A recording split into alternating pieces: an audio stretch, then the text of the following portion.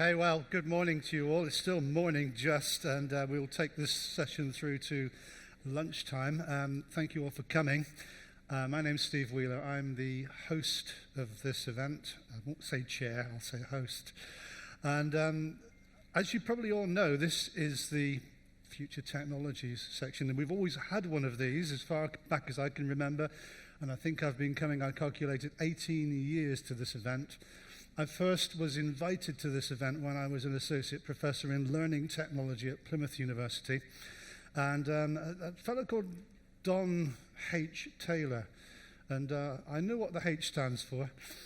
Some of you might be guessing, but come to me afterwards and I'll whisper to you what the H stands for in Don H. Taylor.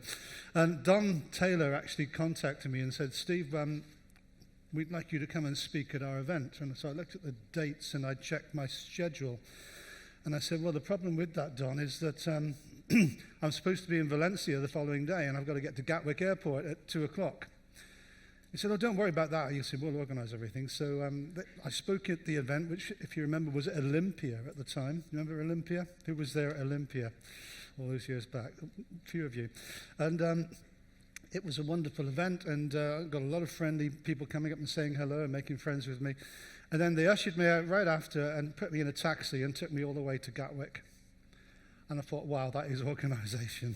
That is something different. And I thought, well, that's the family I want to belong to. I hadn't heard about learning and development up until that point, which is amazing because I was working in schools and universities. But the point was that there was this whole new community of people that I wanted to become involved in. And for the last 18 years, this is where I've been. Not here personally. I go home, of course, but but this is where I like to be. So without any further ado, I'm going to introduce our first speaker to talk about the trends and trajectories. The format is that we're going to have two speakers and then we're going to have a panel at the end.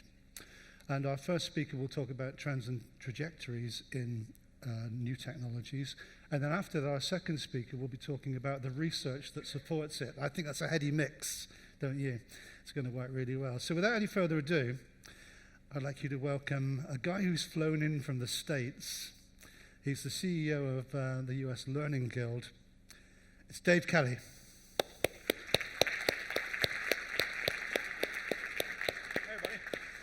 Hello, everyone. Thanks, Steve. Thank you all for having me here. As Steve mentioned, my name is David Kelly. I'm the CEO of the organization called the Learning Guild in the United States.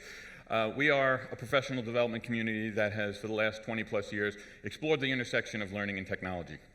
I myself have been in the field for quite a few hair colors. Before I was with the Learning Guild, I was a training director in finance and nonprofit, spent about 25 years in that space. Always been a student of the field, always loved this intersection of learning and technology, so when I had the opportunity, excuse me, through the Learning Guild, to have that curiosity be my job. That is my job on a daily basis, is to look at what the industry is doing, look at how the opportunities present themselves in the space of learning, and how that informs the work that we do as learning professionals. That's my job now, is to lead and help our team go to determine what is needed to support the people in our field in this space. So it's my privilege to be invited to an event like this to share some of the things that we see in the industry. And in the last couple of years when we've done this session, it's always one of the more popular sessions at the event. I've had the pleasure of doing this with Danny, where I come in and I speak broadly about the trends, and then she shares the research. And what I wanted to do this year, a little bit differently than what I've done in the past, is frame this part of my talk around some key questions. Looking at the trends, but looking at it through the lens of questions, because as I get this stage in my career, I find sometimes that the questions are more interesting to me than the answers, because the questions are where the context comes in. The questions are how you put it into the individual context. Because I'm not going to be here to tell you exactly what it is you should be doing in your organization. That answer is going to be different. There's going to be a different right or wrong answer for each person in the room, because we all have different context in which we're working in, different resources, different cultures, different organizations. The right answer isn't what right. There is not one right answer for everyone in this room. There is a right answer for you. And what I'm hoping to do is provide some questions that can help inform you deciding what's the right thing for you and your organization, and also give us some questions that can give us some really interesting lenses to look at the research that Danny is going to share in the second half of this session. So With that, I want to jump into some of the trends. The first trend that we continue to see is around data and analytics. I used this image to talk about data and analytics because I think it's really powerful. I wish I knew where this image came from so I could properly attribute it. If anyone knows, please let me know. I say that every time I share this image. I wish I knew where it was so I could properly attribute it. Even though I can't attribute it, I still use it, and I acknowledge that because I think this is a really good representation of why data is such an important discussion for us right now. It's not about big data, which is the phrase we use all the time around it. It's not about the computing power that can organize all of this data for us. It's about the fact that it enables us to have more informed decisions. That's the really powerful aspect about what's going on in the data and analytics discussion. It's enabling us to have informed decisions based on data rather than just using our gut or feeling what it is. We have more data available to us and systems that can analyze that data to give us really valuable insights so that we can make more data-informed decisions as organizations and as learning professionals. Now, the challenge that I sometimes see within that is what data we're looking at. Because a lot of times we're using these platforms and we always look at the work that we're doing through this lens of L&D. And I think that that's the wrong lens to look at the data and analytics conversation. It's an important lens, but it shouldn't be our primary lens. And we need to ask ourselves the question of what is the data that our stakeholders are using? What is the data that is important to our organization? Because that's the lens that we need to be understanding. That's whatever they're saying is important to them. What language do you hear them using when they're telling the story of the work that is being done in the organization? That's the data that's really important to the organization. And we need to be able to take our stories and put it through their narrative. So you need to be asking yourself this question as your organization is looking at data and analytics. What's the data that our stakeholders use to tell their stories? And try to mirror that in our own narratives. Next trend. Learning experience platforms. We're seeing rapid advancements in the platforms that are available to us and how we can use them for learning. We see you hear the LXPs, you see the advancements in the LMS market, all sorts of platforms that are giving us opportunities to better understand the skills, the competencies, and the learning that's taking place in our organization and how that knowledge is being shared there. Really, really powerful things powered by AI. You might see AI in some of the booths downstairs, maybe one or two, maybe a few more. But you'll see a lot of the stuff that's there that is enabling us to do really, really powerful things. But one of the things that you have to ask yourself is, what am I going to do with these platforms? Because I can't tell you how many times I've spoken to an organization that put in a really, really powerful, cutting-edge tool that cost a lot more than they were spending before, and they're doing the exact same thing with it that they did when they had their old LMS. You have to ask yourself the question, how would our learning strategies improve if we had access to an LXP? What am I going to do differently? How am I going to drive more value for my organization if I use this next generation platform? Because they can do a lot of things. They can also do exactly what we're doing today. And if we don't change what it is we're doing and we're just using a newer technology, we're not adding value. So you have to ask yourself the question, if you're exploring these next generation platforms, what new things am I going to do? How are my learning strategies going to advance if I have an LXP? What more value can I add to my organization if I'm using these technologies? Next one, microlearning. Now this one, admittedly, I bounce back and forth, and there are times, for those of you that have seen me speak at this event in the past, there are times that I will speak and I will get on my soapbox metaphorically and acknowledge that so that I'm not giving an official statement from the Learning Guild.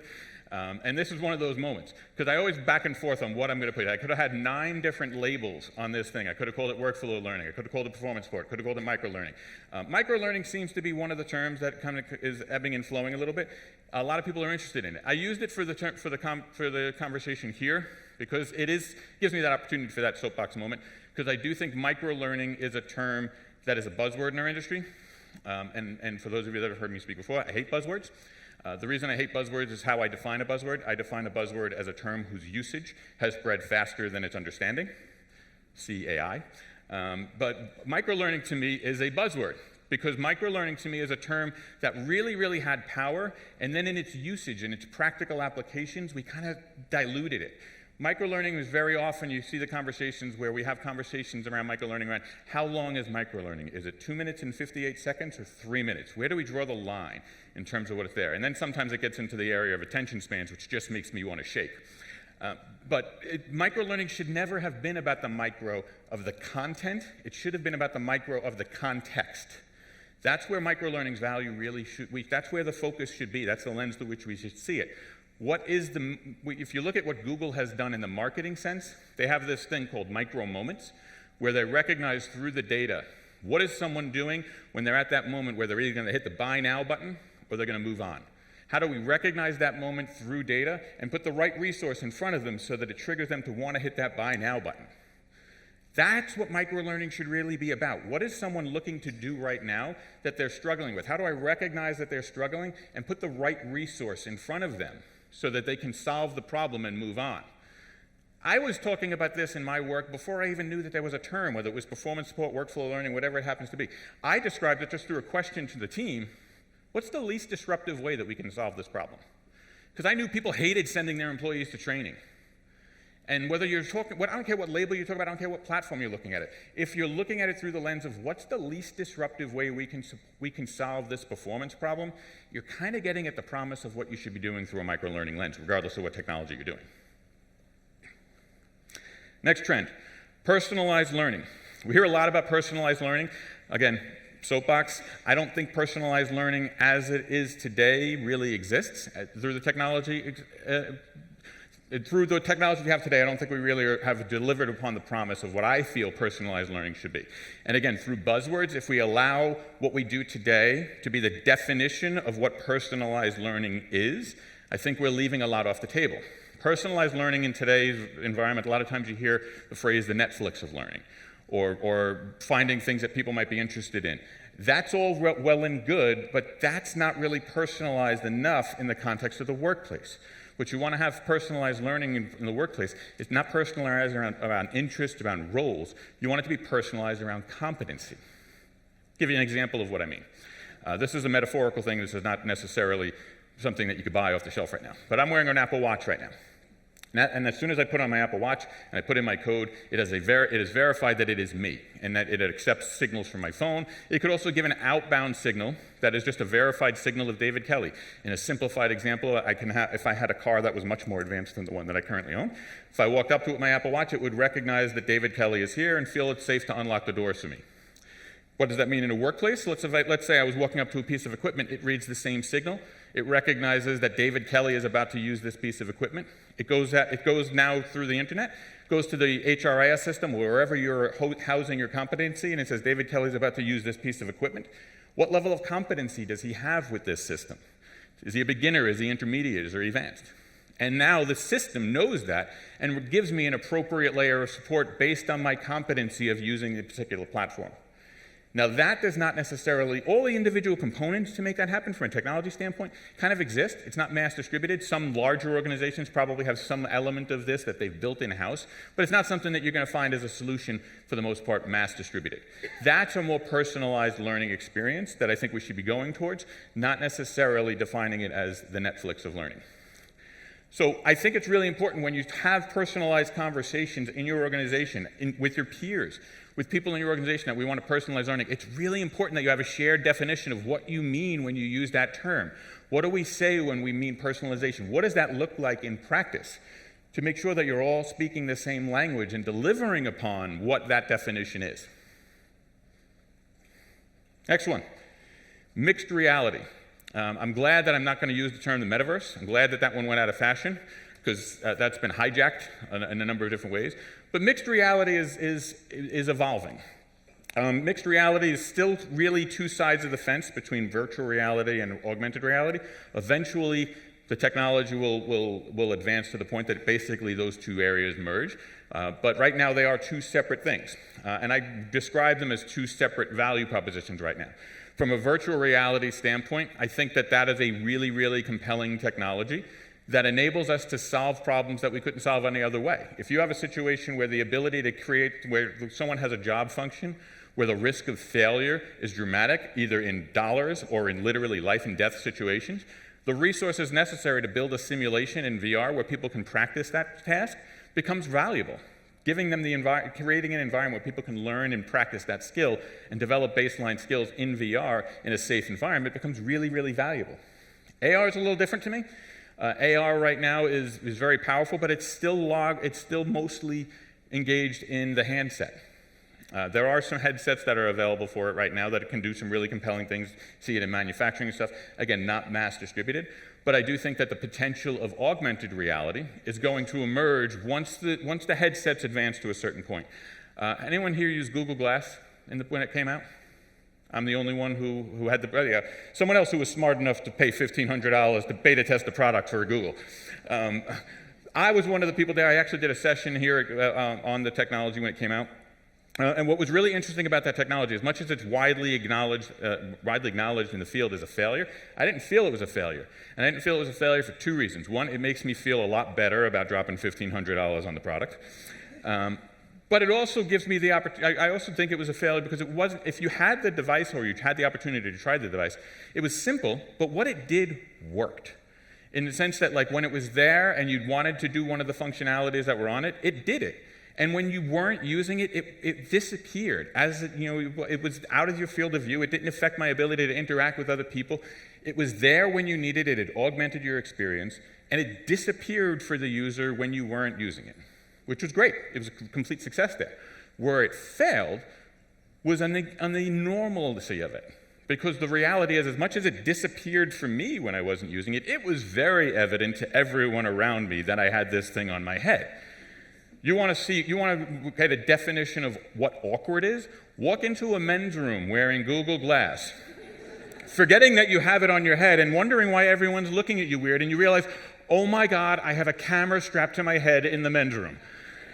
It is a really awkward thing. But things are advancing right now. Chances are, when you walk around the expo right now, you're going to find somebody in that expo who's giving, one of their giveaways is probably Ray-Ban AR-enabled sunglasses, which they look like sunglasses. You don't recognize, unless you look closely and you see the camera, that they're AR. And that's the normalcy we need to get to for AR to really get there, to the point that it doesn't look any different than the glasses that anyone is wearing. They just have this technology that can put an overlay on the lens to give people some real-time feedback. And that's where the real power from a learning and development and performance standpoint that we're going to reach with AR. Because the reality is, as much as the stuff that we can do with our phones is really, really cool, we can only do so much with it because we have a device in our hands.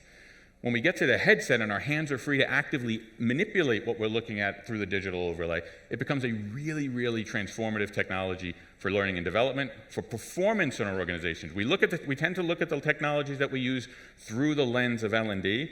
AR in the context of what I'm talking about is not an L&D tool. Some of you may use it in that context, but it's a productivity tool. It is a performance tool. It's going to come in through the line managers and the people who are recognizing that this can solve problems and make our people more effective. So we might be using it in the context of learning and development, but chances are L&D is going to need to support this as a tool that people are using in the context of their work. So what does this mean in terms of where this is all going? I look at it through the lens of what problem can AR and VR solve for you that you can't solve today. This is a very tactical now answer. There's a lot of stuff that you can do in VR today. But you really, if you want to get to the value proposition of what these tools can do for you today, is it something that you can't do today? What problem are you solving with these tools that you can't solve in another way? Or you can do it more effectively than you can do today? If you can't get to that answer, maybe there's a better solution for you. Oh yeah, AI. We're contractually obligated this year to mention AI in every session that we're in. But AI is going to be a big part of what we're here. Now, what I find fascinating about the AI conversation is that everyone treats it like it's new, that it's this new thing. It's been around for ages, and it's been powering a lot of different things. The reason it's new, as we heard in the opening keynote for those of you there, is that it's caught our attention on the mainstream right now because of these generative AI tools that are out there that people can play with in a meaningful way. And we need to be aware of a lot of things as it applies to this conversation. Because I will say, a little bit of a soapbox moment, but a little bit of a statement that I think is relevant to the field. I think we're missing the mark in L&D as it applies to artificial intelligence. I think we are looking at the wrong things from an L&D standpoint. What we're looking at is important, but it's not the biggest rock in the room. What do I mean by that? So for instance, first off, artificial intelligence is transforming the workforce. It's transforming the work that people do in our organizations. It's transforming how work is to be done. Our job is to support that work. And if we don't have our eyes on how the work that people are doing in our organization is changing, and then taking that information and saying, what does that mean to our field, we're not going to be ready for those changes when they come. if we're just focused on what does this technology mean to me and the work that I do and how I do my work today, we're not going to be ready for the transformative changes that are going to come to the workforce. You have to be looking at the organizations you work for and thinking to yourselves, how are these trends going to change the people that I support in my daily work? And what does that mean to how we support them? How is their work going to change? And therefore, how does what I need to do to support them change? So that's the biggest rock in the room for me. The other piece that I think is really important, and it gets to the question that I want to ask, is how do AI tools enhance learning? I'm stunned at how little I see this discussion taking place. All the discussions around AI seem to be taking place around productivity because it's really exciting. It's really, really exciting about how AI can make us more productive and automate some of the stuff so that we can pay more attention to the stuff that really drives value for us. But lost in that is how AI enhances learning. How are these tools? I remember when I'm going to carbon date myself a little bit here. I remember when I was in school, you got detention if you walked into the classroom with a calculator because you were cheating because you had a calculator with you. And that's not the case anymore. We're all walking around with calculators all the time. It's now just the ability for us to have a tool with us is ubiquitous that can do the math for us. And it's just part of what it means to exist in a digital world. These tools that are emerging for us are going to change the way people do things. It's going to change the way people interact with information, and those interactions with information are going to change the way that we learn through these interactions. I'll give you a simple example of what it means in just my day-to-day usage of these tools. I write a lot in the work that I do, and I have never met a one-paragraph statement that I couldn't make 5 paragraphs long. I am a very verbose writer. I recognize that about myself, and it's always a challenge that I know no matter when I send it in, the first response is going to be, Jesus, that's long, because I tend to be very wordy. I use the tools to help with this. One of the first use cases I had with generative AI is I take something I write, I put it in, and I simply say, make it 30% shorter. Now, I could do that, take it, and send it off. But what I do in that moment is I look, what was cut?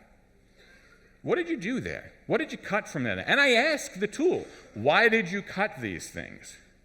Why did you remove this paragraph? And it gives me feedback on it seemed like it was out of line with the rest of the intent. Seems like the intent of what you're writing here is this, and that did not seem to support it. I'm using the tools to tutor me to be a more concise writer. I'm not interacting with anybody there, but it's enhancing the way that I'm learning. How are people's work, if they're increasingly using these tools, how can we leverage them to be more involved in the way that people learn? It's really not that much different than the smartphone thing, the discussion that we had. When they first emerged and we were looking at the smartphones, a lot of us looked at them and said, this is a distraction from the learning.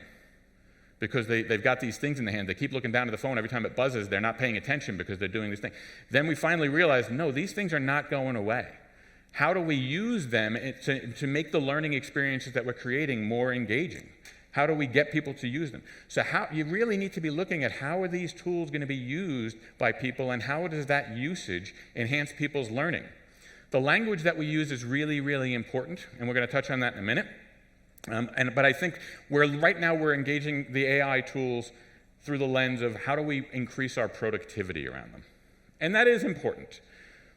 But we need to move past that. And what we naturally do in our field, a lot of times when we talk about these new technologies, we look at them through the lens of how do I do what I do through this new technology?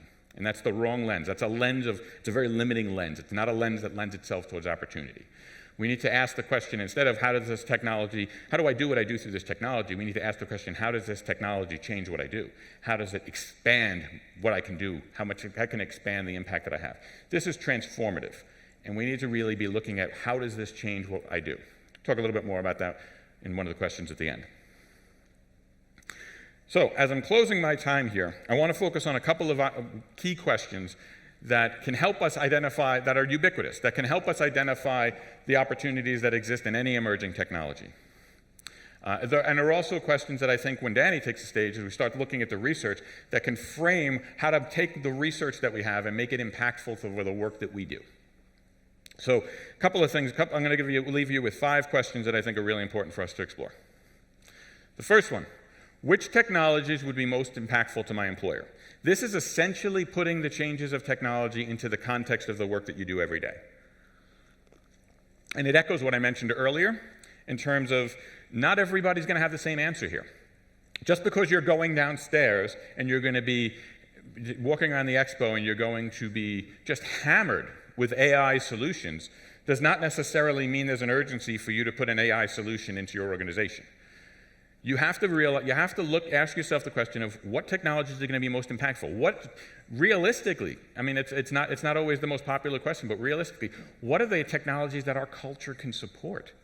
Every organization has a learning culture. Every organization, that learning culture is a spectrum in terms of maturity of what you're at and what your organization can support within there. It's not right or wrong. You might be frustrated with where your learning culture is. You might be thrilled about it. Regardless, it is what it is.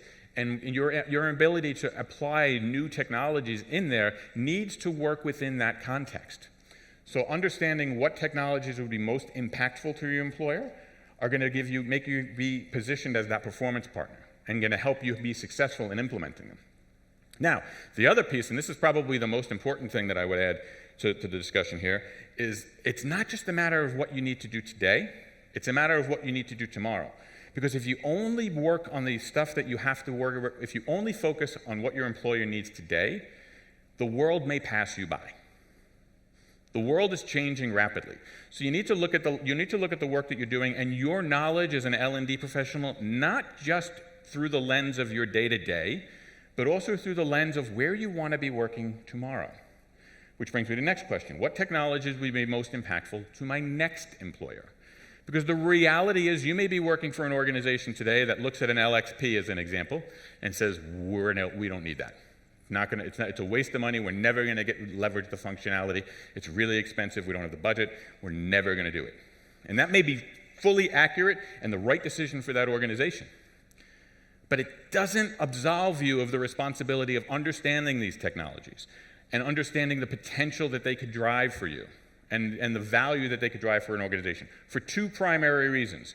One is that first off, organizations change. Organizations change all the time, and every organization needs to change to survive. So while you may not be in a position to necessarily drive the implementation of an LXP in your organization, there may be a knock on the door from one of the business units one day that says, hey, we're going to put in a new LXP that's going to link all the different learning units together. It's going to be linked to our HRIS system, and it's going to have a competency-based, skill-based assessment that is going to enable us to better support the workforce. And that may come from your IT department. And when that knock on the door happens, you don't want to say, that sounds great, just give me 20 minutes to Google everything that you just said. You want to be in a situation where you're ready for that. You know, there's a skill that I often talk about in the work that we do that I refer to as conversational competence. My mother would describe it as knowing enough to be dangerous. But conversational competence is being aware of the stuff that is relevant to your industry as an L&D professional, to your industry and whatever industry your organization that you work for is in. What are the technologies that are relevant to that field, outside of your organization, to the field itself, that are impactful for it, that you should be aware of, that could have an impact on the work that you do? Know enough about it so that even if you're not necessarily in a position to drive a conversation or implementation around that, you're at least cognizant enough to have a conversation that is presented to you. And as it applies to this question here, what is my next employer? Chances are the employer that you work for today is not your last employer for the majority of us in this room. You don't want to be in a situation where you're standing still because that's what your employer needs today and have other organizations that are moving forward, moving ahead. You don't want to have a situation where you want to make a move or you need to make a move, and then you're suddenly looking at job descriptions and realize you don't qualify for them because you haven't been following along on what's going on. Look at the job. Think about the best time to be thinking about what you want to do next is when you're happy with what you're doing today. And think about what would I want to do next? Make the choice to drive your own career. Think about what you want to do next, and look at the job descriptions that are out there. I'm not saying you need to apply for it, but look at the job descriptions that are out there. Look at their requirements. Look at what they're asking for. And are your skills maintaining towards that? Even if you don't need to do it today, do you need to learn about it so that you can be ready to do what you want to do tomorrow? That's a really important part of your career development. Next question. What language are you speaking? I mean this I want to look at this through two separate sides. First side, is around the language that we speak in the terms of the business. I mentioned it with data and analytics. Are you speaking L&D jargon, or are you using the jargon of the business? You should be doing the latter.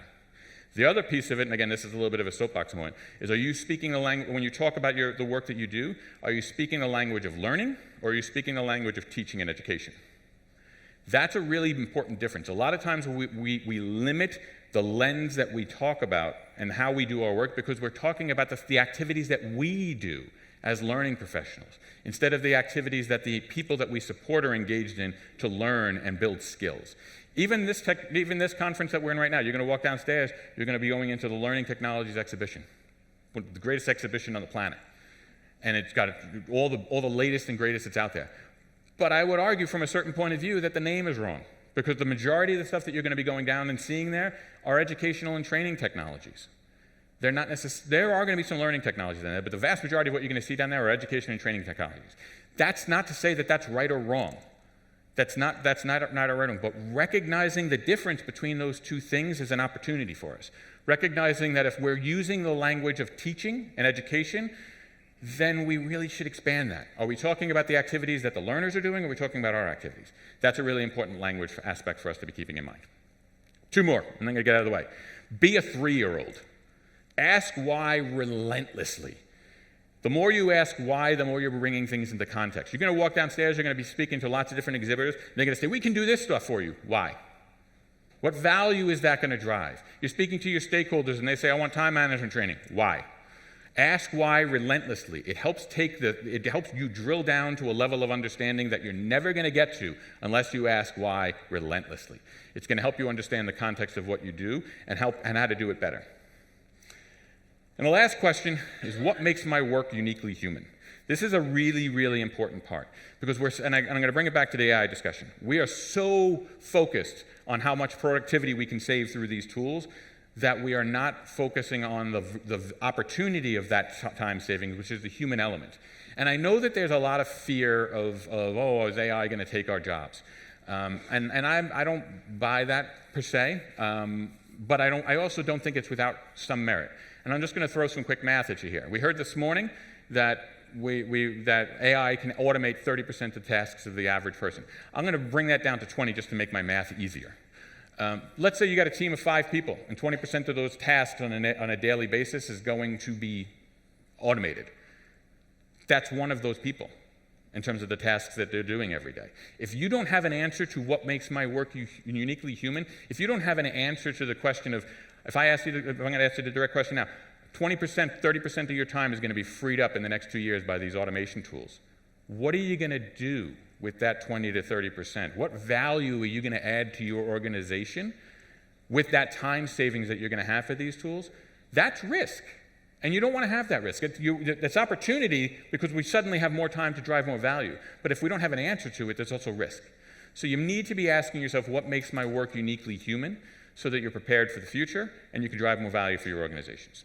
And with that, think of those questions, many more, as you welcome to the stage our next speaker, Danny, who's going to share the research with us. Thank you, everybody. Thank you. Oh, yeah. There's one there, too. Thank you. Good morning. My name is Danny Johnson. I think it's the 4th time we've done this together, David. We never share slides, and for whatever reason, we always align pretty well. So I'm pretty excited to be here today and talk about some of the things that we're seeing in emerging technologies. We run a firm called Red Thread Research, if you're familiar with it. We talk a lot of tech, especially learning tech, because it's such a big thing, which we'll talk about in just a minute. And we talk with both vendors and organizations to understand how they can work a little bit better together. This is who we are.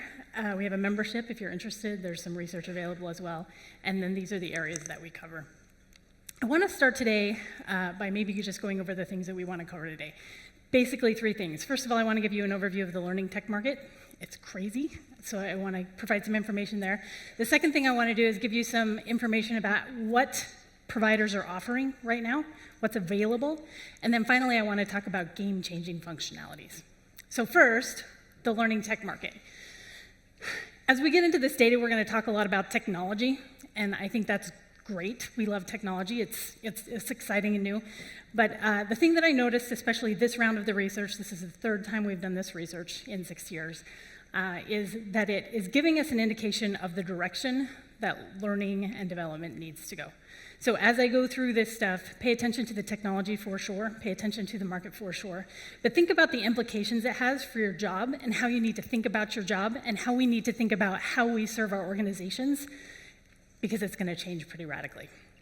So I'm going to start with the learning market because I want to sort of ground you in the chaos that is now. In my database right now, I have 479 learning tech vendors. When we did this research, we published this research in September or October of last year, I had 426. When you publish research like that, tech vendors come out of the woodwork to tell you that they are also a tech vendor. And so that's grown to 479, and we know that that's not all of them. And the reason that we know that that's not all of them is because learning technology is expanding in its definition. It's no longer just your LMSs and your LXPs. It has expanded to work tech. In some situations, it's expanded to coaching. It's expanded to talent marketplaces. All of these things are technologies that help us develop employees in our organizations, and it's much broader than it's ever been before. This chart off to the side shows founding years of those 479 organizations. So anybody that has fallen out of the market does not appear on this chart, but you can see that there's a pretty good hockey stick there of vendors that continue to get into the market. You'll see the little flat part at the top. That is not because we think it's slowing down. That is actually because we don't know who's coming into the market in late 2023 and 2024 yet. So the time they found to the time that we find them is usually about a year to a year and a half. So we don't think this is going to slow down at all. So that's the first point. There's a lot. There is a lot.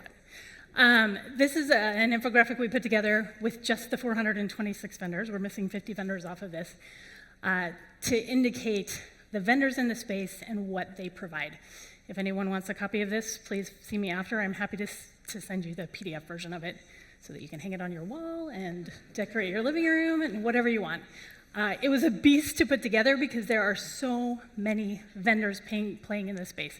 Just really quickly, how many of you are responsible for buying learning tech?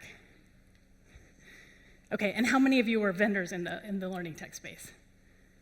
Okay, a few of you. It's noisy out there. I'm sorry. It is very, very noisy, and we will try to give you a little bit of structure to make sense of this space, but this is what you're dealing with, 476 vendors. I don't think they're all downstairs, but these are your choices. They're also very young. So we've heard about the beginnings of e-learning this morning in the keynote. 46% of the vendors right now are younger than 10 years old.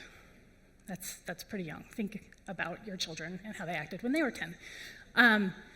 It's a really young space, and so we're still trying to figure out what it does and how it does it, and there's maybe a little bit of hubris in the space when it comes to the providers, but they're also very innovative, and we're trying new things, and we're integrating some of the things that Dave mentioned earlier in this session. But it's young. So it's loud, it's noisy, it's confusing, and it's young. And it's also very optimistic. So when we talked to the vendors and asked them what anticipated growth they had, if they were under 50 employees, 61% of them said they were going to grow more than 31%. For those vendors that were over 500, only 11 said that they were going to grow more than 31%. The insecurity or the unsurety in the market also is inversely proportional to that. So those over 500, 56% of them said, we don't know what the market's going to do. Whereas those under 50, only 4% of them said, yeah, we don't know what our growth is going to be. So the reason that I bring this up is because right now, a lot of organizations are sort of buckling down and we're focusing on efficiency and we're going through a lot of the things that we need to do in order to maintain our budgets and all those types of things. But we're optimistic. It's a really, really optimistic market, even in the tech space, in the tech space, which isn't super optimistic right now. Learning tech, work tech in general, and learning tech specifically are very optimistic. It's also consolidating a little bit. So these are the mergers and acquisitions from 2022, January, through present. These are of the 476 people in my database. So there are 100 events on this slide right here. I'm not sure I have them all. I'm sure I'll hear from some of you that I missed a couple. But what this tells me is that, it tells me three things. The first thing it tells me is that some learning vendors are buying other learning vendors because they want the functionality. We're seeing learning vendors buy other learning vendors. The second thing that we're seeing is capital companies are buying up because they think it's a good investment. So there's some optimism there from capital firms as well. And then the third thing that we're seeing is other work tech is buying up learning to fill a hole that they have in what they're doing. So it's not just learning anymore, it's learning and all of the things that we do to manage people within our organizations. And then the final thing I want to show you as far as what the market is doing is this. This is how the market sounds. So when we scoured websites and when we talked to the individual providers, they really sounded a lot the same. I remember looking at an LMS right after I looked at a coaching software, and I couldn't tell which was which based on the messaging on their websites. And this makes your job even harder. So besides being noisy and loud, and besides all the acquisitions that are happening, besides the youth of the market, we're also getting messages that sound eerily similar to each other. And so making decisions about what we buy and what we do is really difficult. So with that background, let's talk a little bit about what the providers are offering. When we first did this study, when we started reaching out to providers, and when we started reaching out to buyers and asking them, all right, how are you thinking about learning? We heard the regular things like, we need an LMS, or we need an LXP, or we need a talent marketplace. And while those things were interesting, when we dug down just a little bit, they're not actually looking for the technology. They're looking for the functionality that the technology can provide. And so with that, we put together this chart, which shows 6 learning behaviors that L&D organizations should be responsible for fostering, and then 2 sort of administrative things that L&D professionals need to do in order to keep the trains on the tracks. And then when we talk to all of the providers and ask them what they do, we got this.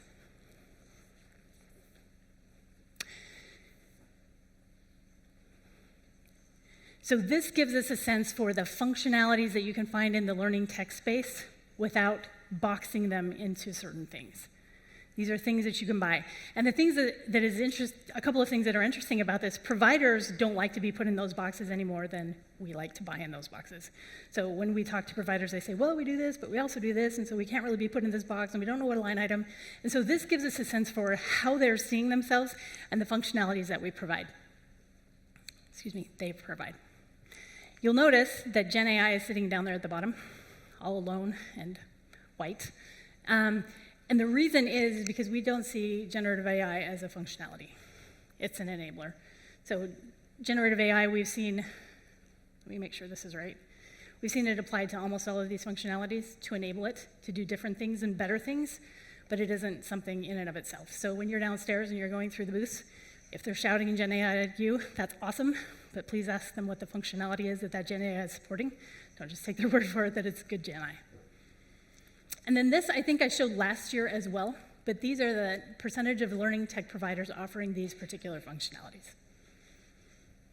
So you can see over at the far right, analytics and measurement, 89% of the vendors, 89 of the 426 vendors that we talked to, said that they offered some sort of analysis and measurement, which was huge, and we'll talk about why in just a second.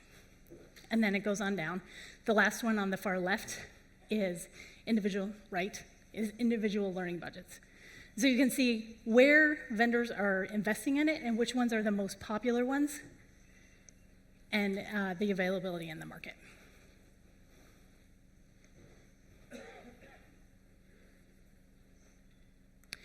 Okay, I want to talk a little bit about some of the game-changing functionalities. And to do that, I need to give you a little bit of background on how we did this research. Since this is a longitudinal study, the last time we collected data was in 2021, and then we looked at the same data in 2023 and asked the vendors again, what are they focusing on and what are they doing? And so the game-changing functionalities are the ones that have grown the most in the last 2 years. Interestingly, they're also the ones that I really do think are game-changing. If we pay attention to them and if we use them correctly in our organizations, they can fundamentally change the way that we do things.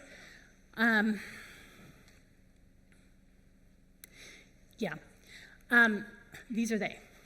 So when we look at those functionalities across the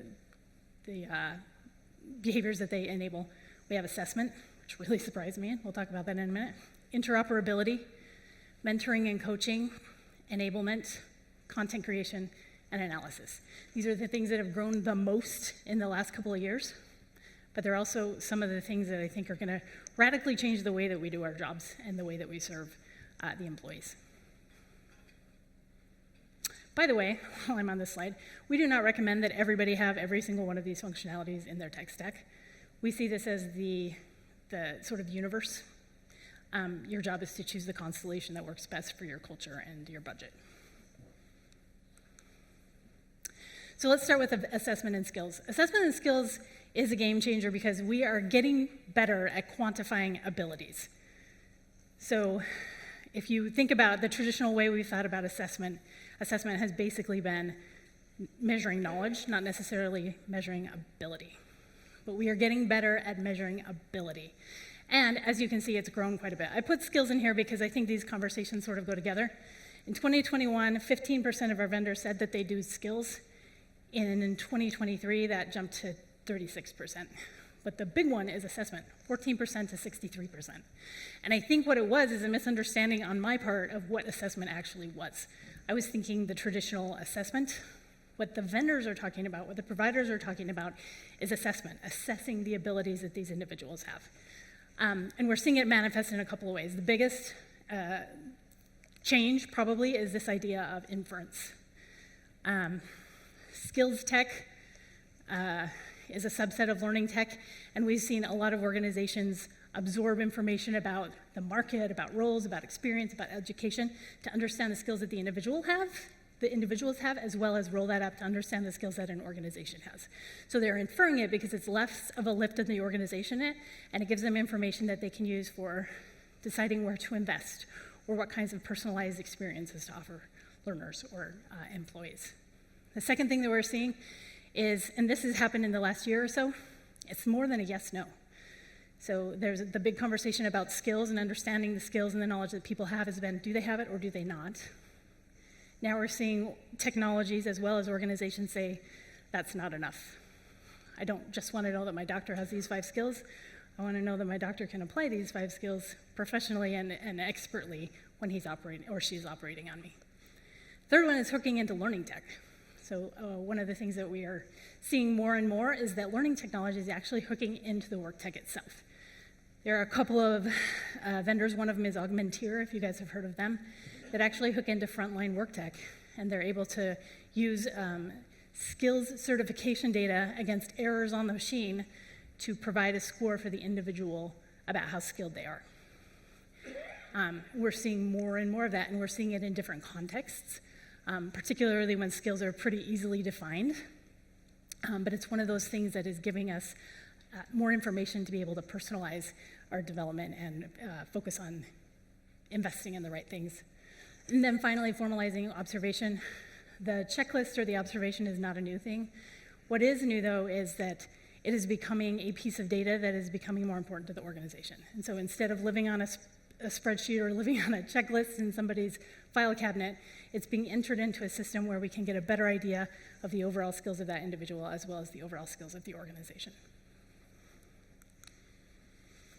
Interoperability is super non-sexy one, but it's super important. And this is hooking technologies together. So one of the things that came up last year when we were talking to a lot of our vendors is they're beginning to realize, or they have realized, that they don't operate by themselves. They are part of an ecosystem, and that ecosystem needs to understand information in other systems in order to be the most effective possible. So the reason that interoperability is a game changer is because if we can get them hooked together, we provide a more seamless experience for the individual, but we can also make data flow between those systems to make all of those systems more effective and efficient. A couple of ways we're seeing this. Embedded. BongoLearn, Visier, and many others are embedding in other technologies. Visier is embedding in Degreed. BongoLearn is embedding in other systems as well to provide a more holistic experience within some other platform that gives them what they need. Webhooks is an interesting. If something happens in one system, it triggers something in the learning system. So if somebody gets promoted or somebody enters the organization, something happens in the learning system without, to make that a more seamless experience. Fascia, I don't know what else to call it, but there are these systems that are sitting on top of everything and touching these other systems that can provide a more unified experience. There's a company out there called Onboarder, or Onboarder, depending on who you talk to, that does exactly that. It can hook into calendars and task lists and training and managers and all of that stuff to bring it together to be like, hey, it looks like so-and-so needs to do this. You might want to talk to them about this. Or so-and-so, you just got onboarded. Here are some trainings you need to take. So instead of having to go to all the separate places to get that training done or the learning done, it's all happening on your phone or in a way that is personal to them. And then finally, work tech integrations. We heard this morning that we're all Teams and Slacked out, and I agree with that. But we continue to see work tech integrations, integrating functionality of some of our systems into systems where the work actually happens. Relationship tech. So a couple of years ago, we did a study on coaching tech. We have seen this in the last couple of years expand beyond that. It's not just coaching anymore, it's actually this new breed of stuff that is relationship tech. And this jumped quite a bit too. In 2021, 20% of our providers said that they offer it. In 2023, 38% said that they offer it.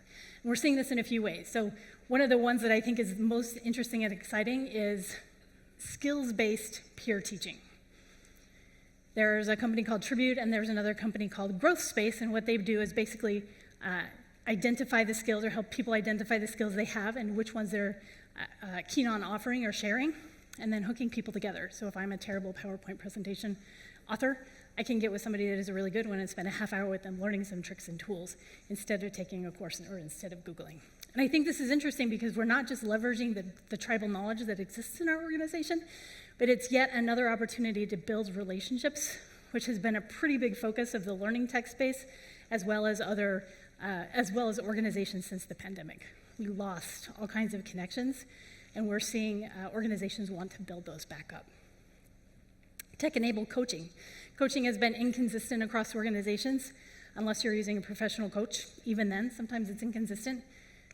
Tech-enabled coaching allows us to maybe standardize it a little bit, to help the coach with questions that they might ask, to help them prepare for sessions. And so managers and other people in the organization can use this tech-enabled coaching assistance to make that experience a little bit more standard. Bot help for self-reflection. Some people just call this bot coaching.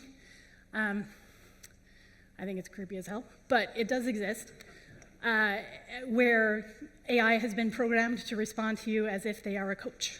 You can actually do this with GPT. I tried it. Coach me through this system, through this challenge that I'm having. Help me understand how to deal with it. It feeds you all kinds of self-reflection questions and gets you to recognize the answer yourself. And then finally, practice through AI. We're seeing a couple of systems. Learning Pool has one. There's a small company called Speaksage. They're programming the GPT to react as if they are an employee, so you can practice tough conversations and other things like that in a safe environment before you have to have those conversations in real life. Enablement. This is on-the-job help. I think Dave referred to it as performance support or microlearning and those types of things. We're seeing this kind of pop right now. So digital adoption platforms, I think we had 1 in 2021. We've identified 9 now that are all doing this. WhatFix and WalkMe are probably the 2 biggest. Connected worker platforms.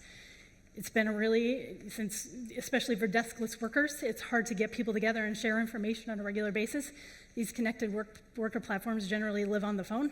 They're generally opt-in, but they provide an opportunity to share the key information and those types of things that need to be spread for that frontline workforce. Sales and customer support tools. There's a tool called gong.io that'll sort of listen to your calls and gather information and help you make sense of what happened and provide recommendations for how you should address that customer moving forward. And then finally, listening tools. 2 of them come to mind, Humu and Cultivate, both which were bought by Perceptics in the last couple of years. But they listen using latent data to understand how you're communicating with your team and what kinds of skills you need to develop as a manager, and helps give you the information so that you can make better decisions. This one grew as well. Enablement I saw first in 2018, and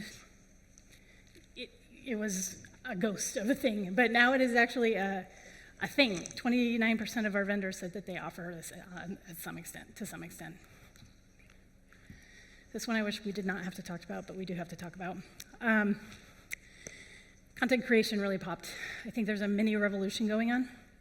This is a one where a lot of L&D folks get excited and where a lot of L&D vendors have initially invested because it's a fairly safe way to use generative AI.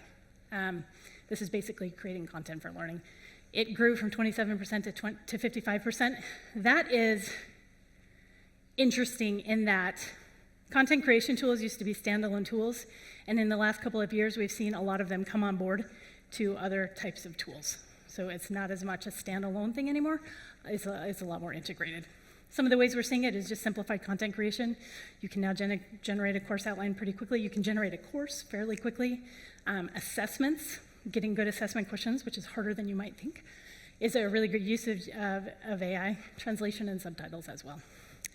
AI avatars and video, this is another thing that I think is super creepy, but I'm sure downstairs, I haven't walked the floor yet, but I'm sure there are some examples of AI avatars and videos which allow you to sort of guide people through your course using a very realistic type looking thing.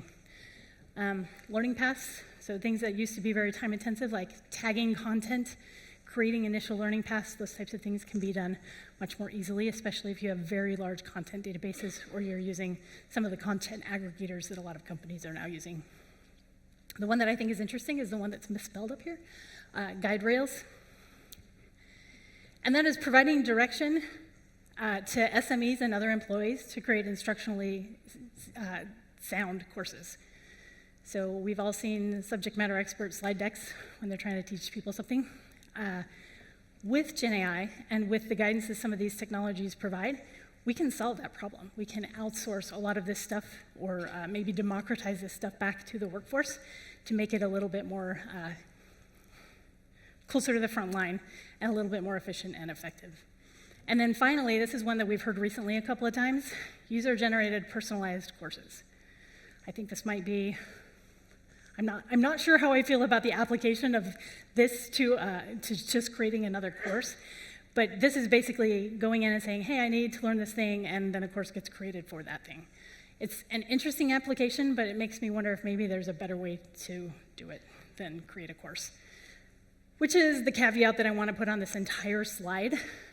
It's great that we can do these things. It's making us a little bit more efficient as L&D folks, but I'm hoping with some of the other things that we've talked about, we can move away from the course as the default, move away from content as the default, maybe think more broadly about what these technologies can help us do to change the way that people learn in organizations. The final one is analytics and measurement, the first one that Dave started with. This jumped a ton. So in 2021, 34% of our vendors said that they do this. In 2023, only 11% said that they do not do this. So, and there are varying levels for sure, but the fact that everybody is focused on data right now gives me lots of hope, which I'll talk about in just a second. Some of the ways that we're seeing it is inference, which we talked about earlier, and verification data. We did a report that launched last week on 7 ways to verify skills. A lot of those are tech-enabled, and so we're getting better at verifying these skills and verifying abilities. Benchmarks, we're now going outside the organization to get information about the types of skills that roles should have, instead of just relying on our internal knowledge to do that. Disparate data sources, we're using feeds from other HR tech, but also from work tech and from outside sources to bring together to give us a much more complete picture of what we're looking at. And then finally, employee dashboards. This has been popping for a couple of years now.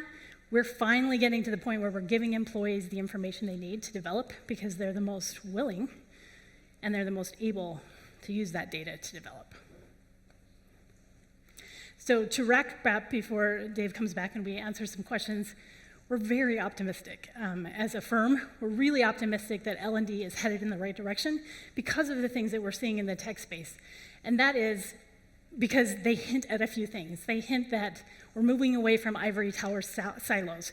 We're interacting more with the performance people and the talent acquisition people and the talent management people and all the people, and creating one employee experience and using that data across everything. The second one is collaborating more with the people functions and with the business functions to get that information out there and make better decisions. The third one is we're thinking about more than just automating what we currently do. I thought Dave made a really interesting point, which I completely agree with. Technology should not just automate what we currently do. It should make us think completely differently about what we can do. So when you're looking at the technology downstairs, don't think about the tasks that you currently have. Think about what you could do with this new technology. And then finally, I think as an industry, if we can call L&D an industry, our function is beginning to recognize their stewardship to ensure a skilled workforce. That's our job. It's not to create courses. It's not to create dashboards. It's actually to ensure a skilled workforce. And these 6 functionalities are really different. Aside from the content creation one, all of these really look at what we do as part of our job in a really, really different way. And it gives me hope that we're headed in the right direction. And with that, I think, Dave, we're going to have some questions. Well, thank you, Danny. Let's thank them both.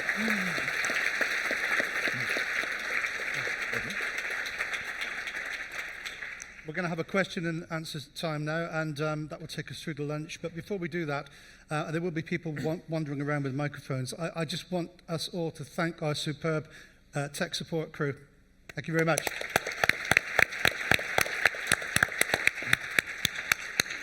They say it's the best crew when you don't notice them. There's nothing gone wrong. True. But so thanks, Dave, and thanks, Danny, for that kind of. Firstly, the kind of the ideation around new technologies and emerging technologies, and then the research that underpins what the vendors are doing, which I thought were both in their own way nicely juxtaposed and give you a better picture, I think, of what we can expect. I guess I'm going to take privilege here and ask you a question to start the ball rolling. The big elephant in the room, everyone's excited and worried about it, AI. The problem is all new and emerging technologies go through the same cycle. Everyone jumps on board and says, I've got to be the next person to use these new technologies before everyone else does. Everyone jumps on board, and then they think, okay, what do I do with it now? Mm-hmm. It's a kind of a solution looking for a problem to solve. What would you say, I mean, Danny first, what would you say to people if they're in that kind of area of wanting to jump on board with AI, but they don't know how to do it? Yeah, it's really interesting. At dinner last night, I was talking to a consultant that said she's actually talking to organizations about this, and she said the 2 biggest questions that she's getting is, what do we do with it, and are we already behind? And it's interesting that we're like a year and a half into this technology, and they're already wondering if they're behind. I guess the biggest piece of advice that I would have, 2 pieces. The first one is to make sure that you understand what the rules in your organization are surrounding Gen AI, because especially over here in the US, we're a little bit more loosey-goosey. But I know that there are specific rules about what you can and cannot do, and so make sure you check those. But the second thing is just start experimenting with it. Dave talked about how he's learning from it. I've used it exactly the same way because I'm also verbose. And so start messing with it and playing with it and start imagining what it can do. As I was looking at those functionalities on the screen when we started this project, I was amazed at how many of them can actually leverage that technology to make it even better. Yeah. Anything to add, Dave? Yeah, and I'm going to echo what Danny said. I mean, the way I usually describe it is play with it. You know, I completely agree with the statement of you got to be aware of what your organization does and does not allow. And most of the organizations that are putting constraints around it are not putting constraints around it because of what they know. They're putting constraints around it about what they don't know and how these tools are used and how safe the information is. But these tools are public. Play with them. Take the work aspect out of it. Just go into these tools. A lot of them are free, have a free version, and just play with it outside of the work context. What I do with my kids. I'm just kind of go in and create a story with it. And they start learning the functionality of what these tools can do and the possibilities that's there without the constraints of how do I get productive with this. Be curious about it. Go in and just play with the tools that are available for free. And you'll start to build the context just through that usage of the possibilities that could exist in the work that you do.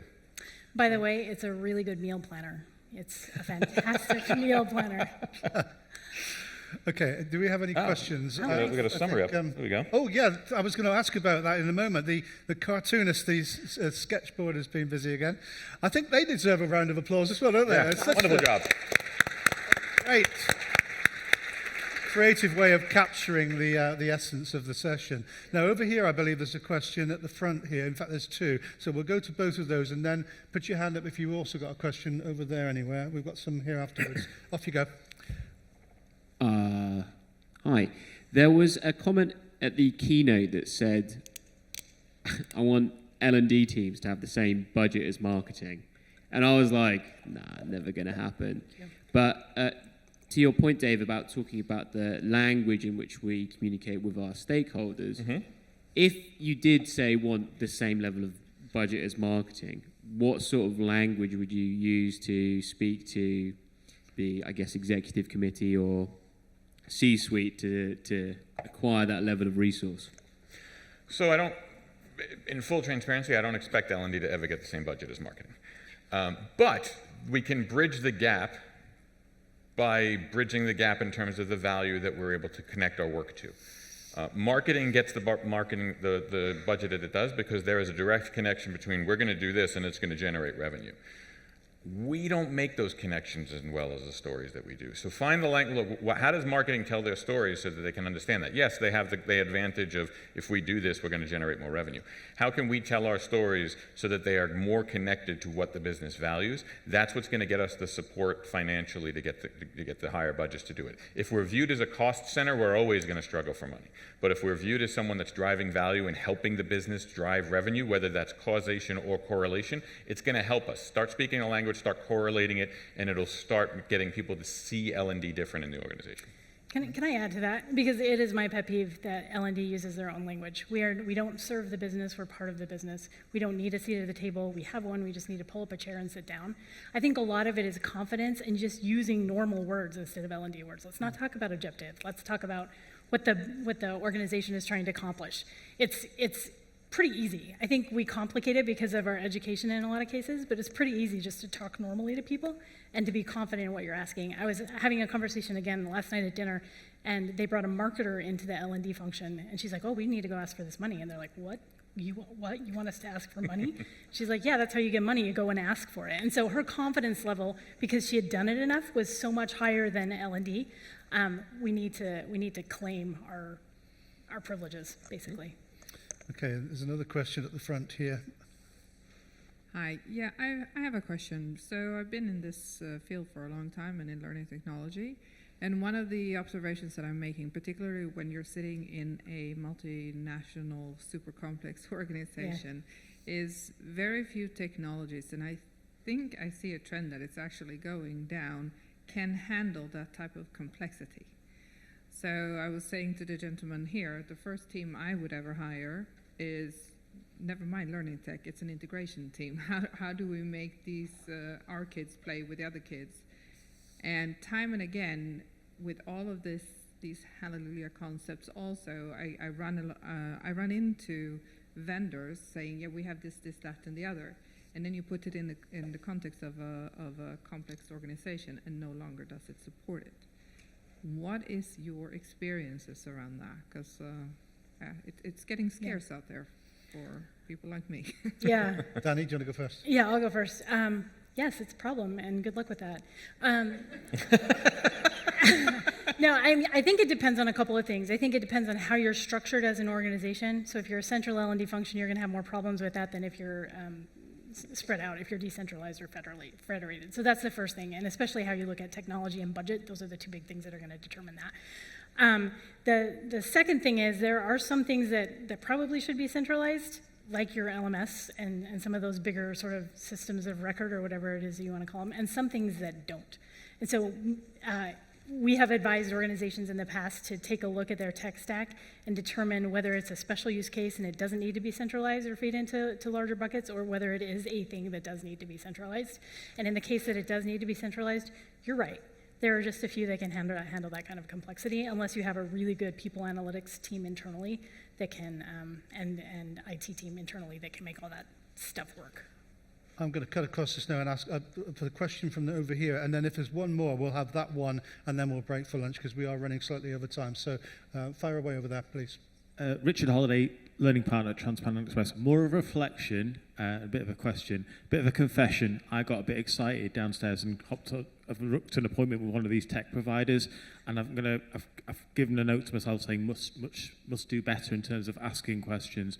When we meet with these providers, I think the thing I think is asking questions why lots of times is really important, but it's so easy to get sucked into new thing, and I think that's just a big... I don't know if anyone else has done that today, or if it's just me, but I think it's very easy to do in Learning Technologies conference like this.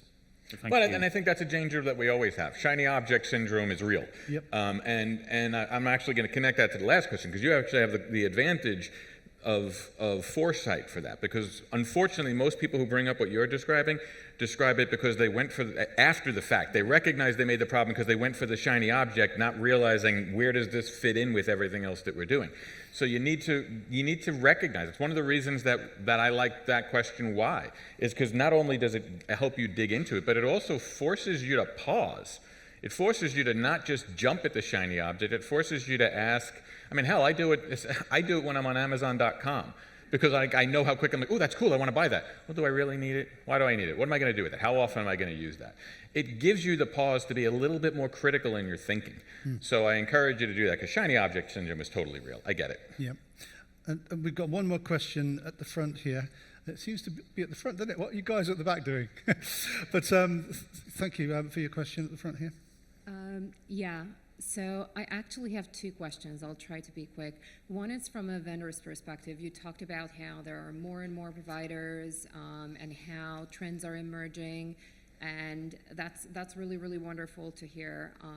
I loved all the stats. Some of them really surprised me. Some of them were really cool. But what I also see is that there's also kind of a lack of budget in L&D. So I'm just wondering about your perspectives on what people are buying currently, what there's buying power for, and whether you see any trends in terms of this being fixed in the short term. So that's one of the questions. And then the other one is related to your point in terms of systems not being able to handle complexity.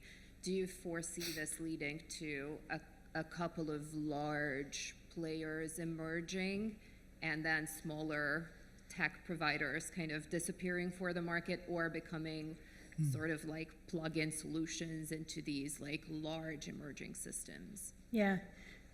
So the second one, yeah, there's definitely some consolidation going on. What happens when VC money dries up is that you need an exit, and so we're seeing a lot of those exits happen right now. I actually looked at the data of early stage, late stage, M&A, and just an outright PE move, and most of them are either early stage or they've gone ahead and sold.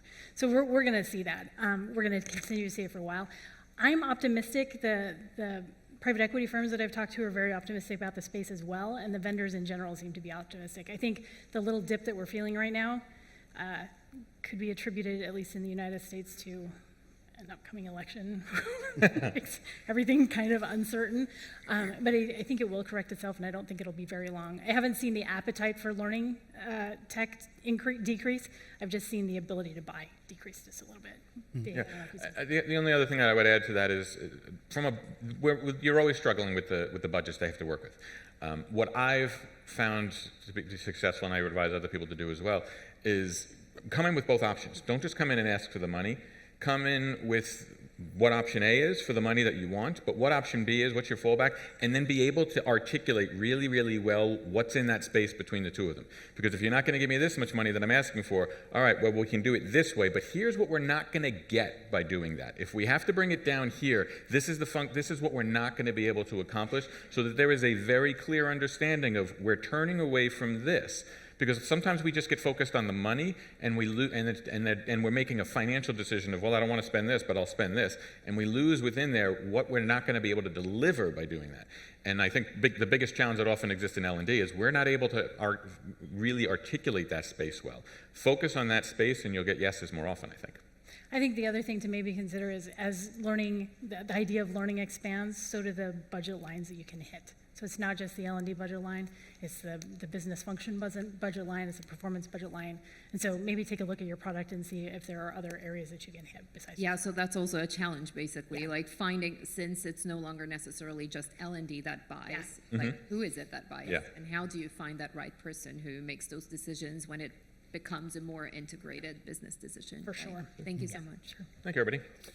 Well, I feel like the referee blowing the whistle after 5 minutes of injury time. We've gone on far much longer than we intended to, but that's good because we've had some really good interaction. And I'm sure if you want to ask questions of Danny and Dave, they'll be around for a bit longer afterwards. Now, it's lunchtime, and what you have to do is you have to go downstairs, twice downstairs, and then follow the conference main venue, the actual exhibition venue, follow the grey carpet, and you'll find your lunch. Okay, and good luck with that. Thank you, everyone, for being here. Thanks, Danny and Dave. Thanks, everybody. Thank you, sir.